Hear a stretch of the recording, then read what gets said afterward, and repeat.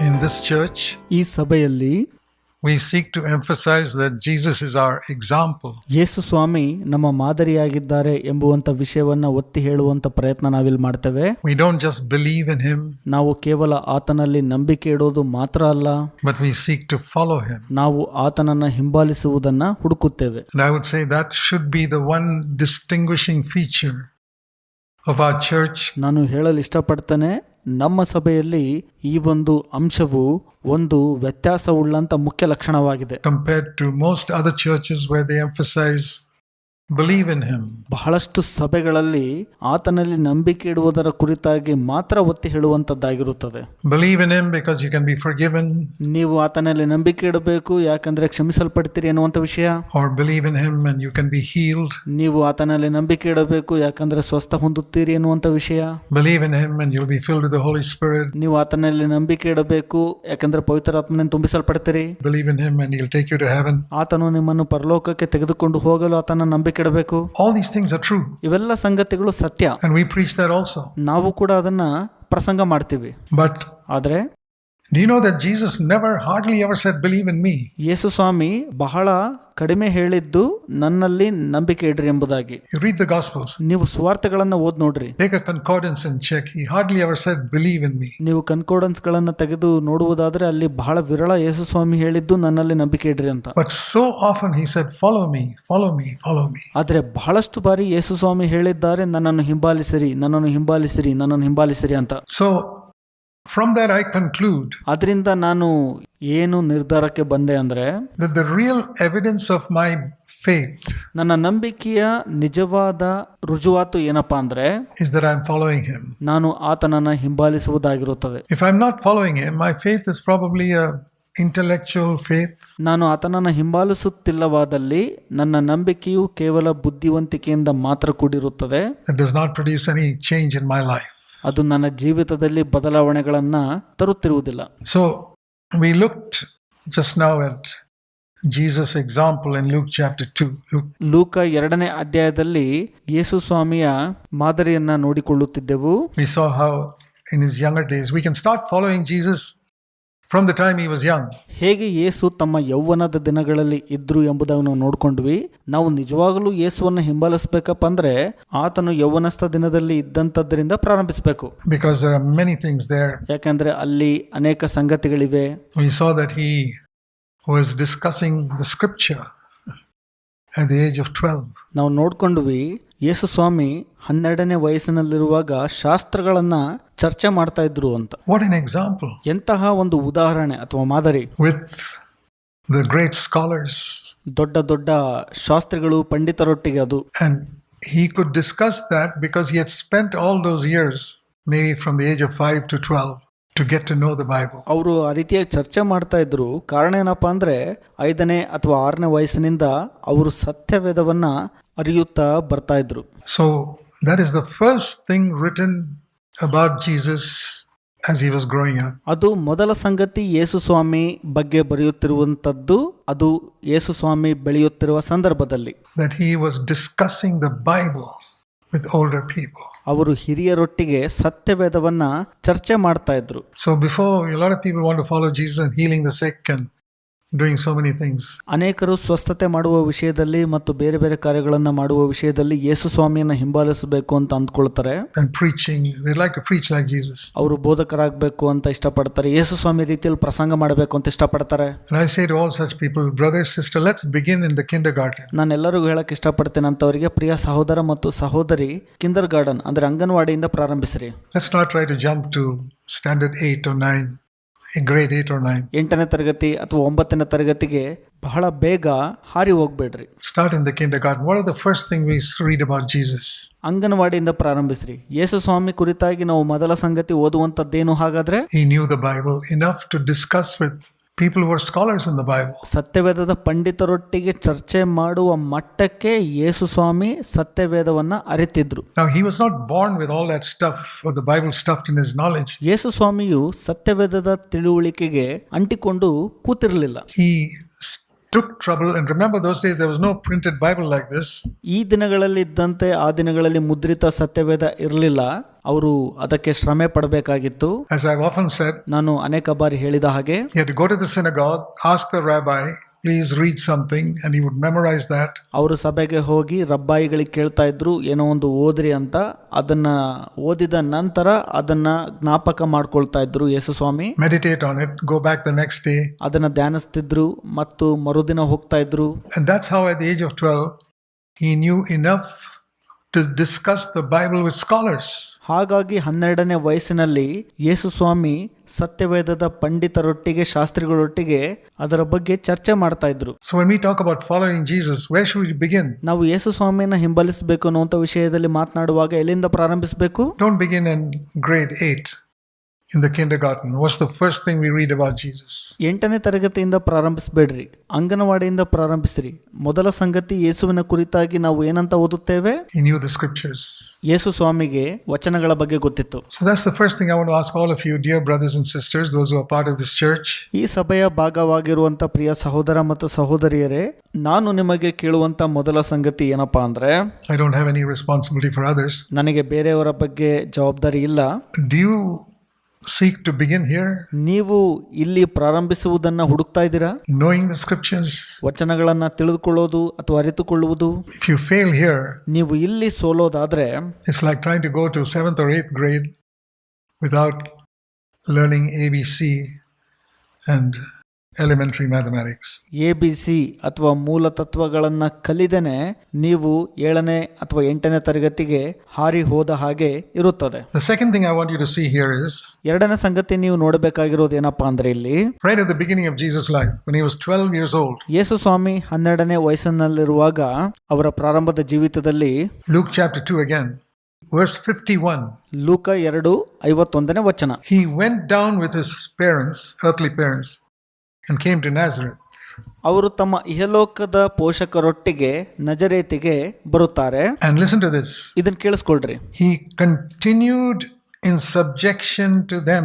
ಅವರಿಗೆ ಅಧೀನರಾಗುವುದನ್ನ ಮುಂದುವರಿಸುತ್ತಾ ಬಂದರು. And the next thing we read about Jesus is in Luke chapter 3 at the age of 30. 30ನೇ ವಯಸ್ಸಿನಲ್ಲಿ ಯೇಸು ಸ್ವಾಮಿ ಇರುವಾಗ ಮುಂದಿನ ಸಂಗತಿ ಯೇಸುವಿನ ಕುರಿತಾಗಿ ನಾವು ಲೂಕ 3ರಲ್ಲಿ ಓದುತ್ತೇವೆ. From the age of 12 to 30, nothing else is written. 12ರಿಂದ 30ನೇ ವಯಸ್ಸಿನವರೆಗೂ ಏನೂ ಬರೆದಿಲ್ಲ. The next is in chapter 3:21, he goes to get baptized. That's he's 30 years old. 3ನೇ ಅಧ್ಯಾಯ 21ನೇ ವಚನ ಇಲ್ಲಿ ಹೇಳುತ್ತೆ, ಅವರು 30ನೇ ವಯಸ್ಸಿನಲ್ಲಿರುವಾಗ ಬಾಪ್ತಿಸ್ಮ ಅಥವಾ ದೀಕ್ಷಾಸ್ನಾನ ಪಡೆದುಕೊಂಡರು ಅಂತ. So what was he doing between the age of 12 and 30? 12ರಿಂದ 30ನೇ ವಯಸ್ಸಿನ ಮಧ್ಯದಲ್ಲಿ ಯೇಸು ಸ್ವಾಮಿ ಹಾಗಾದ್ರೆ ಏನ್ ಮಾಡ್ತಾ ಇದ್ರು? That's more important for us to know. ಅದು ನಮಗೆ ಬಹಳ ಪ್ರಾಮುಖ್ಯತೆ ಇದೆ ತಿಳಿದುಕೊಳ್ಳಲು. Because after the age of 30, most of the things he did, 30ನೇ ವಯಸ್ಸಿನ ನಂತರ ಯೇಸು ಸ್ವಾಮಿ ಅನೇಕ ಸಂಗತಿಗಳನ್ನ ಮಾಡಿದ್ರು ಅಥವಾ ಕಾರ್ಯಗಳನ್ನ ಮಾಡಿದ್ರು. most of us can never do. ನಾವ್ಯಾರು ಕೂಡ ಅದನ್ನ ಮಾಡ್ಲಿಕ್ಕೆ ಆಗೋದಿಲ್ಲ. We can't heal the sick. ನಾವು ಅಸ್ವಸ್ಥರನ್ನ ಸ್ವಸ್ಥ ಮಾಡಲಾಗಲ್ಲ.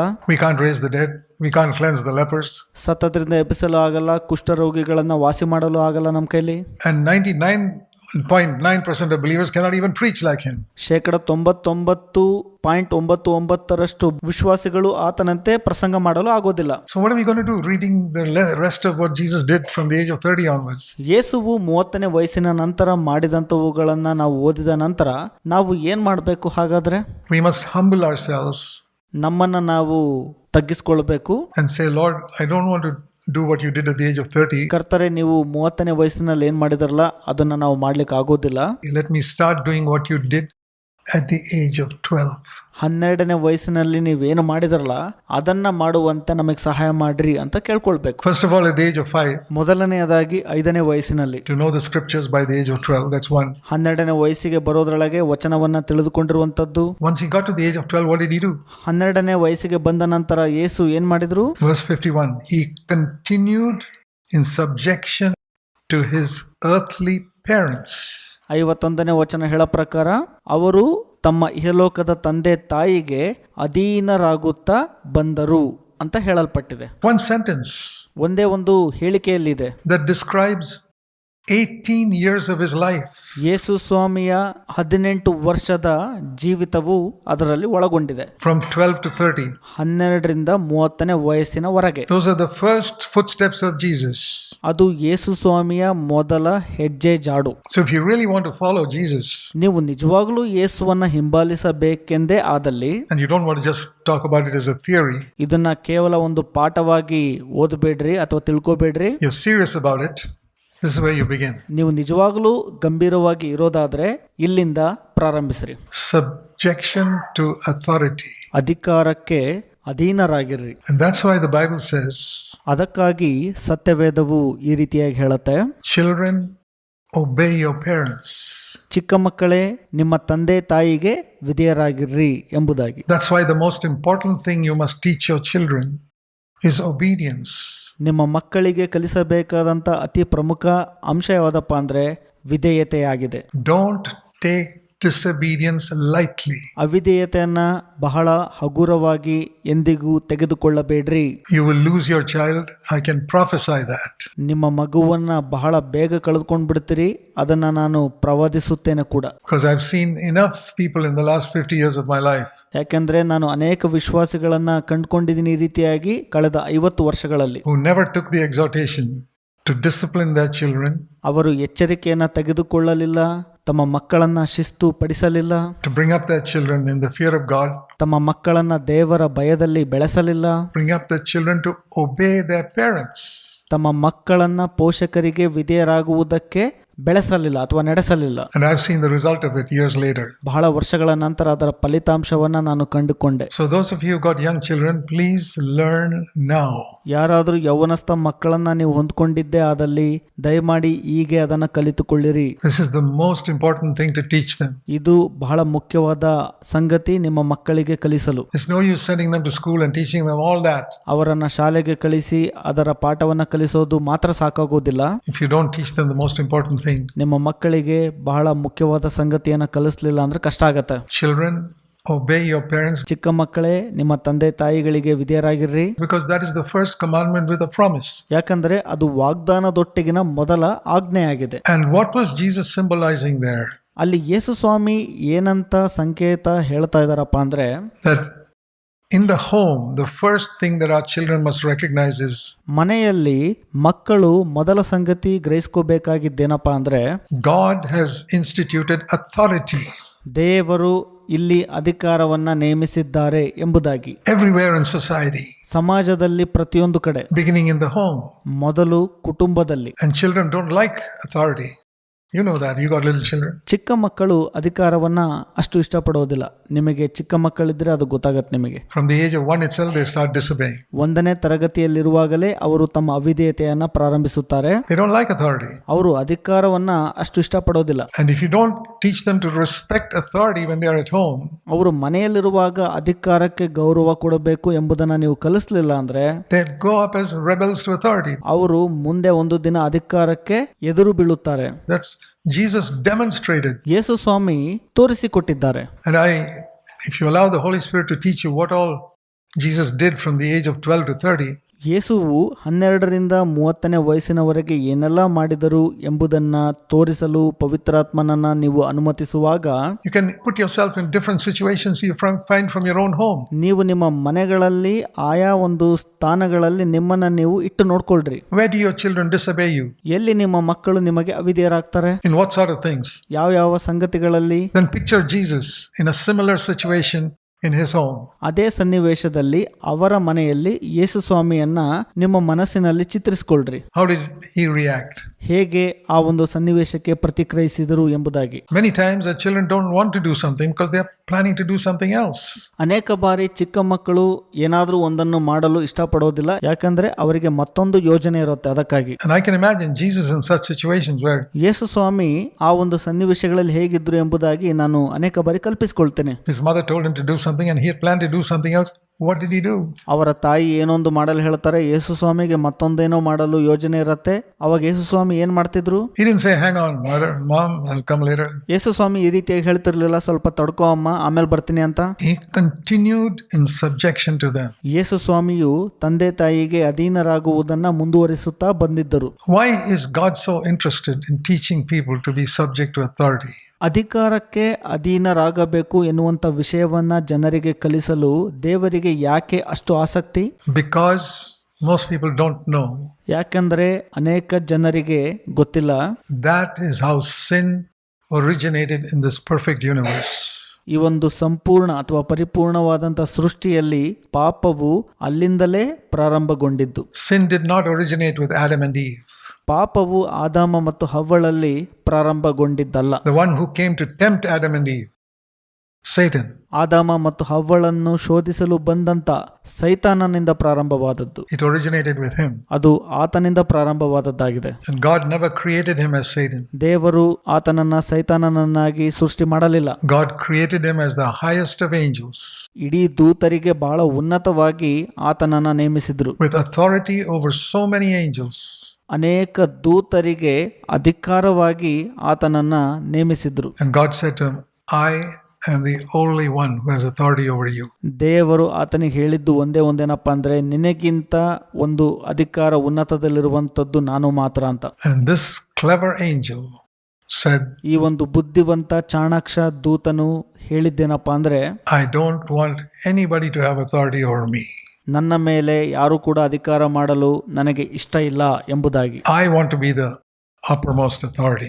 ನಾನೇ ಎಲ್ಲದಕ್ಕಿಂತ ಅತ್ಯುನ್ನತ ಸ್ಥಾನದಲ್ಲಿರಬೇಕು ಅಂತ ಹೇಳಿದನು. You read that story in Isaiah chapter 14. ಯೆಶಾಯ 14ರಲ್ಲಿ ಆ ಒಂದು ಕಥೆಯನ್ನ ಓದಿ ನೋಡ್ರಿ. This is why we need to teach children to obey their parents. ಇದಕ್ಕಾಗಿ ನಾವು ನಮ್ಮ ಮಕ್ಕಳಿಗೆ ಕಲಿಸಬೇಕು, ನಿಮ್ಮ ತಂದೆ ತಾಯಿಗೆ ವಿಧೇಯರಾಗ್ರಿ ಅಂತ. That's what I'm trying to explain to you. ಅದಕ್ಕಾಗಿ ನಾನು ನಿಮಗೆ ಅದನ್ನ ವಿವರಿಸಲು ಇಷ್ಟಪಡ್ತಾ ಇದ್ದೇನೆ. And many of you are parents. ನೀವು ಅನೇಕರು ಪೋಷಕರಿದ್ದೀರಿ. And the Lord says to this highest angel, ಕರ್ತರು ಈ ಒಂದು ಬಹಳ ಉನ್ನತವಾದಂತ ದೂತನಿಗೆ ಈ ರೀತಿಯಾಗಿ ಹೇಳ್ತಾರೆ. he was not the devil then. ಆತನು ಅಲ್ಲಿವರೆಗೂ ದೆವ್ವವಾಗಿರಲಿಲ್ಲ. He was the most beautiful of all the angels. ಎಲ್ಲಾ ದೂತರಿಗಿಂತ ಬಹಳ ಸುಂದರವಾಗಿದ್ದಂತವನಾಗಿದ್ದನು. And he says to him, he was called the star of the morning, Isaiah 14 verse 12. ಯೆಶಾಯ 14:12ರಲ್ಲಿ ದೇವರು ಆತನಿಗೆ ಈ ರೀತಿಯಾಗಿ ಹೇಳ್ತಾರೆ, ಉದಯದ ಮಗನೇ ಎಂಬುದಾಗಿ. How have you fallen from heaven, O star of the morning? ಉದಯದ ಮಗನೇ, ಆಕಾಶದಿಂದ ನೀನು ಹೇಗೆ ಬಿದ್ದಿ ಎಂಬುದಾಗಿ ಅಲ್ಲಿ ಹೇಳಲ್ಪಟ್ಟಿದೆ. O son of the dawn. ಓ ಉದಯದ ಮಗನೇ. What a title he had, the star of the morning. ಆತನು ಬೆಳಗಿನ ನಕ್ಷತ್ರ ಎಂಬ ಶಿರೋನಾಮೆಯನ್ನು ಹೊಂದಿಕೊಂಡಿದ್ದನು. The most beautiful of all of God's created angels. ದೇವರು ಸೃಷ್ಟಿಸಿದ ದೇವದೂತರಿಗಿಂತ ಬಹಳ ಸುಂದರವಾಗಿದ್ದಂತವನಾಗಿದ್ದನು. Because you said in your heart, even though he was the highest. ಆತನು ಬಹಳ ಉನ್ನತನಾಗಿದ್ದರೂ ತನ್ನ ಹೃದಯದಲ್ಲಿ ಈ ರೀತಿಯಾಗಿ ಯೋಚಿಸಿದ ಪ್ರಕಾರ He was not happy with it. ಆತನು ಆ ಸ್ಥಾನದಲ್ಲೂ ಸಂತೋಷ ಇರಲಿಲ್ಲ. I will go still higher. ನಾನು ಇನ್ನೂ ಉನ್ನತ ಹೋಗ್ಬೇಕು ಅಂತ ಬಯಸಿದನು. Imagine the stupidity here. ಆತನಿಗಿದ್ದಂತ ಒಂದು ಮೂರ್ಖತನವನ್ನ ಕಲ್ಪಿಸಿಕೊಳ್ಳ್ರಿ ನೀವು. You know, sin makes people stupid. ನಿಮಗೆ ಗೊತ್ತಾ, ಪಾಪವು ಜನರನ್ನ ಮೂರ್ಖರನ್ನಾಗಿ ಅಥವಾ ಮೂಢರನ್ನಾಗಿ ಮಾಡಿಬಿಡುತ್ತದೆ. I will raise my throne above the stars of God, and not only the stars of God. Verse 14, the last part, I will make myself like God. 14ನೇ ವಚನ ಹೇಳೋ ಪ್ರಕಾರ, ಉನ್ನತವಾದ ಮೇಘ ಮಂಡಲದ ಮೇಲೆ ಏರಿ ಮಹೋನ್ನತನಿಗೆ ಸಮಾನನಾಗುತ್ತೇನೆ ಅಂದುಕೊಂಡಿಯಲ್ಲ ಅಂತ ಹೇಳಲ್ಪಟ್ಟಿದೆ. You remember the temptation with which the serpent spoke to Eve? ಸರ್ಪವು ಹವ್ವಳಿಗೆ ಮಾತನಾಡಿದಂತ ಶೋಧನೆಯನ್ನ ನೀವು ನೆನಪು ಮಾಡಿಕೊಳ್ಳುತ್ತೀರಾ? If you eat this, you will be like God. ನೀನು ಇದನ್ನ ತಿಂದರೆ ನೀನು ದೇವರಂತಾಗುವಿ. That's what he tempted him with, the same temptation that he wanted. He wanted to be like God. ಅದೇ ಶೋಧನೆಯಿಂದ ಆತನು ಶೋಧಿಸಿದ್ದು. ಅದೇ ಶೋಧನೆಯನ್ನು ಸೈತಾನನು ತಾನು ದೇವರಂತಾಗಬೇಕು ಎಂಬುದನ್ನ ಬಯಸಿದ್ದಲ್ಲಿ. God in what way? ದೇವರು ಅಂದ್ರೆ ಯಾವ ವಿಧದಲ್ಲಿ? Not God in a way of loving. ಅದು ಈ ರೀತಿಯಾಗಲ್ಲ, ಪ್ರೀತಿಸುವಂತದ್ದು, compassionate, good, ಕರುಣೆ, ಒಳ್ಳೆತನ, sacrificial like Jesus. No, not God like that. ಯೇಸು ಸ್ವಾಮಿ ರೀತಿಯಲ್ಲಿ ತ್ಯಾಗ ಮಾಡುವಂತದ್ದು ಇಲ್ಲ, ಆ ರೀತಿಯಾಗಲ್ಲ ಬಯಸಿದ್ದಲ್ಲಿ. But God in having authority. ಒಂದ್ ರೀತಿ ಅಧಿಕಾರದಲ್ಲಿರಬೇಕು, ಆ ರೀತಿ ದೇವರು ಬಯಸಿದ್ದಲ್ಲಿ. Obey me. ನನಗೆ ವಿಧೇಯನಾಗು. And the angels jumped to obey. ದೂತರು ಹಾರಿ ಬಂದು ಆತನಿಗೆ ವಿಧೇಯನಾಗಬೇಕಾಗಿತ್ತು. So that's what he wanted. ಅದೇ ಬೇಕಾಗಿದ್ದು ಸೈತಾನನಿಗೆ. He didn't want to be loving and compassionate and humble like God was. manifested in the life of Jesus. ದೇವರ ರೀತಿಯಲ್ಲಿ ಕರುಣೆ, ಪ್ರೀತಿ, ದೀನತೆ ಆತನಿಗೆ ಬೇಕಾಗಿರಲಿಲ್ಲ. ಯೇಸು ಸ್ವಾಮಿಯ ಜೀವಿತದಲ್ಲಿ ತೋರಿ ಬಂದಂತ ಗುಣಲಕ್ಷಣಗಳಿವು. And we see that same spirit in every child that is born. ನಾವು ಅದೇ ಆತ್ಮವನ್ನ ಹುಟ್ಟುವಂತ ಪ್ರತಿಯೊಂದು ಶಿಶುವಿನ ಮೇಲೆ ಕಾಣುತ್ತೇವೆ ನಾವು. The desire to rebel, ಆ ಒಂದು ಸಿಡಿದೇಳುವಂಥದ್ದು ಅಥವಾ ಎದುರು ಬೀಳುವಂಥದ್ದು, and to push other people down, ಇತರರನ್ನ ಕೆಳಕ್ಕೆ ತಳ್ಳುವಂಥದ್ದು, to go and grab the biggest piece of cake from the plate. ತಟ್ಟೆಯಿಂದ ದೊಡ್ಡ ಗಾತ್ರದ ಕೇಕನ್ನು ಎತ್ತಿಕೊಳ್ಳುವಂಥದ್ದು. Always, I must be on top of others. I must be on top of others. ಯಾವಾಗಲೂ ನಾನು ಇತರರಿಗಿಂತ ಮೇಲಿರಬೇಕು, ನಾನು ಇತರರಿಗಿಂತ ಮೇಲಿರಬೇಕು ಎನ್ನುವಂಥ ಮನೋಭಾವ. And you find that spirit in the world. ಆ ಒಂದು ಆತ್ಮವನ್ನ ನೀವು ಲೋಕದಲ್ಲಿ ಕೂಡ ಕಂಡುಕೊಳ್ಳುತ್ತೀರಿ. Rebellion against authority all over the world. ಇಡೀ ಲೋಕದಲ್ಲಿ ಅಧಿಕಾರಕ್ಕೆ ಎದುರು ಬೀಳುವಂತ ಮನೋಭಾವ ಇದೆ. People don't like it. ಜನರು ಅದನ್ನು ಇಷ್ಟಪಡೋದಿಲ್ಲ. But the thing is, ಮುಖ್ಯವಾದ ಸಂಗತಿ ಏನಪ್ಪಾ ಅಂದ್ರೆ, in the world, if you rebel against authority, you're punished. ಈ ಲೋಕದಲ್ಲಿ ನೀವು ಅಧಿಕಾರಕ್ಕೆ ಎದುರು ಬೀಳುವಾಗ ನೀವು ದಂಡನೆಗೆ ಒಳಪಡ್ತೀರಿ. There's authority God has placed in the home. ದೇವರು ಕುಟುಂಬದಲ್ಲಿ ಅಧಿಕಾರವನ್ನ ನೇಮಿಸಿದ್ದಾರೆ. There's authority God has placed in society. ಸಮಾಜದಲ್ಲಿ ದೇವರು ಅಧಿಕಾರವನ್ನ ನೇಮಿಸಿದ್ದಾರೆ. And there's authority God's placed in the church. ಸಭೆಯಲ್ಲಿಯೂ ಕೂಡ ದೇವರು ಅಧಿಕಾರವನ್ನ ನೇಮಕ ಮಾಡಿದ್ದಾರೆ. In the home, ಕುಟುಂಬದಲ್ಲಿ parents. ತಂದೆ ತಾಯಿ ಬರ್ತಾರೆ. It's only in the church I find that people question the authority. ಸಭೆಯಲ್ಲಿ ಮಾತ್ರ ಜನರು ಅಧಿಕಾರವನ್ನ ಪ್ರಶ್ನೆ ಮಾಡ್ತಾರೆ. Who made you an authority over me? ಯಾರು ನಿಮ್ಮನ್ನ ನನ್ನ ಮೇಲೆ ಅಧಿಕಾರವನ್ನಾಗಿ ನೇಮಿಸಿದ್ದು ಅಂತ. What is the chain of command? ಏನದು? ಯಾವಾಗಲೂ ಆಜ್ಞೆ ಮಾಡುವಂತದ್ದು. Where do you come in the chain of command? ಆಜ್ಞೆ ಎಂಬ ಸರಪಳಿಯಲ್ಲಿ ಎಲ್ಲಿಂದ ನೀನು ಬಂದಿದ್ದು ಎನ್ನುವಂಥದ್ದು Only in the church. ಸಭೆಯಲ್ಲಿ ಮಾತ್ರ ಇದು. If the policeman stops you on the road because you were speeding and he comes, you don't ask him, where's the chain of command? Where do you stand in it? ನೀವು ವೇಗವಾಗಿ ಗಾಡಿ ಓಡಿಸುವಾಗ ಪೊಲೀಸರು ನಿಮ್ಮನ್ನ ತಡೆದಾಗ ನೀವು ಪ್ರಶ್ನೆ ಮಾಡೋದಿಲ್ಲ, ಆಜ್ಞೆಯನ್ನು ಎಲ್ಲಿಂದ ತೆಗೆದುಕೊಂಡು ಬಂದಿದ್ದೀರಿ ಎಂಬುದಾಗಿ. You'll never dare to say that because you're afraid of handcuffs. ನಿಮಗೆ ಧೈರ್ಯ ಇರೋದಿಲ್ಲ ಆ ರೀತಿ ಕೇಳಕ್ಕೆ, ಯಾಕೆಂದ್ರೆ ನಿಮ್ಮ ಕೈಗೆ ಕೋಳ ಬೀಳತ್ತೆ. ಅದಕ್ಕೆ You will not say that in your office because you'll be fired the next day. ನೀವು ಉದ್ಯೋಗ ಮಾಡುವಂತ ಸ್ಥಳದಲ್ಲಿ ಆ ರೀತಿಯ ಪ್ರಶ್ನೆ ಮಾಡೋದಿಲ್ಲ, ಯಾಕೆಂದ್ರೆ ಮರುದಿನವೇ ನೀವು ಕೆಲಸದಿಂದ ಹೊರಗೆ ಬಂದ್ಬಿಡ್ತೀರಿ. You say that in the church. ಆದ್ರೆ ಸಭೆಯಲ್ಲಿ ನೀವು ಈ ರೀತಿಯ ಕೇಳ್ತೀರಿ, Who made you an authority over me? ನನ್ನ ಮೇಲೆ ನಿನ್ನನ್ನ ಯಾರು ಅಧಿಕಾರವಾಗಿ ಇಟ್ಟಿದ್ದು? What is the chain of command? ಏನು ನೀನು ಆಜ್ಞಾಪಿಸುವಂತದ್ದು? Who put you over me over here? ನನ್ನ ಮೇಲೆ ಇಲ್ಲಿ ಯಾರು ನಿನ್ನನ್ನ ನೇಮಿಸಿದ್ದು ಅಂತ. There you see the spirit of rebellion in so-called believers. ತಾವು ವಿಶ್ವಾಸಿಗಳು ಎಂದು ಕರೆಯಲ್ಪಡುವವರಲ್ಲಿ ಈ ಒಂದು ಎದುರು ಬೀಳುವಂತ ಆತ್ಮವನ್ನ ನಾವು ಕಂಡುಕೊಳ್ಳುತ್ತೇವೆ. I've seen it in many places. ಅನೇಕ ಸ್ಥಳಗಳಲ್ಲಿ ನಾನಿದನ್ನ ನೋಡಿದ್ದೀನಿ. Those are the believers I've seen years later. They never grow. ಆ ವಿಶ್ವಾಸಿಗಳು ಬಹಳ ವರ್ಷಗಳ ನಂತರ ಅವರು ಬೆಳೆಯೋದಿಲ್ಲ. God's curse is on them. ದೇವರ ಶಾಪ ಅವರ ಮೇಲೆ ಬಂದಿರುತ್ತದೆ. They suffer. Their children suffer. ಅವರು ಬಾಧೆ ಪಡ್ತಿರ್ತಾರೆ, ತಮ್ಮ ಮಕ್ಕಳು ಕೂಡ ಬಾಧೆ ಪಡ್ತಾರೆ. And many other things happen just because rebellion against authority. ಅಧಿಕಾರಕ್ಕೆ ಎದುರು ಬೀಳುವಂತ ಒಂದೇ ಒಂದು ಸಂಗತಿಯಿಂದ ಇನ್ನು ಅನೇಕ ಸಂಗತಿಗಳು ಅವರ ಬದುಕಿನಲ್ಲಿ ಘಟಿಸುತ್ತವೆ. That's what Jesus demonstrated for 18 years. ಅದಕ್ಕಾಗಿ ಯೇಸು ಸ್ವಾಮಿ ತಮ್ಮ ಜೀವಿತದ 18 ವರ್ಷ ಈ ಕ್ಷೇತ್ರದಲ್ಲಿ ತೋರಿಸಿಕೊಟ್ರು. That's the only thing written about him. ಅವರ ಬಗ್ಗೆ ಬರೆದಿದ್ದು ಒಂದೇ ಒಂದು ಸಂಗತಿಯಲ್ಲಿ. I'm sure he conquered many other sins like lusting as a young man, and he conquered. ಅವರು ಯೌವನಸ್ಥನಾಗಿ ಕಣ್ಣಿನಲ್ಲಿ ಮೋಹಿಸುವಂತ ಒಂದು ಪಾಪವನ್ನ ಜಯಿಸಿದರು. Many other things, love of money.